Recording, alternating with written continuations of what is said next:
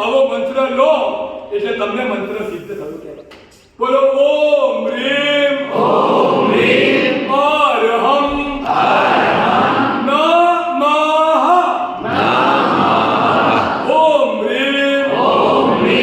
અરહમ નમઃ ઓમ રીમ અરહમ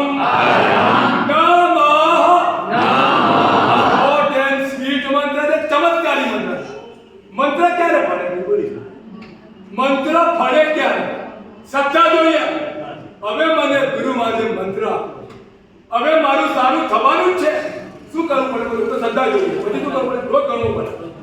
ખાડો જો પાડ્યો તો ગઈ સાવ નાનો ને સિમ્પલ મંત્ર છે બહુ મંત્રનો તમે ત્યાગ કરી કાઢો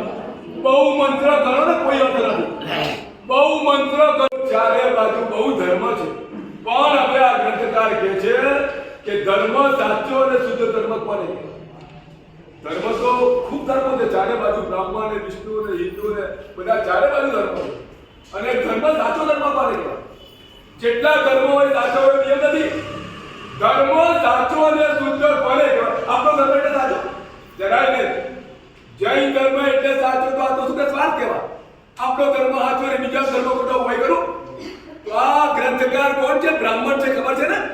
બ્રાહ્મણ એવા હરિભદ્ર સુરીશ્વરજી મહારાજાએ આ ધર્મ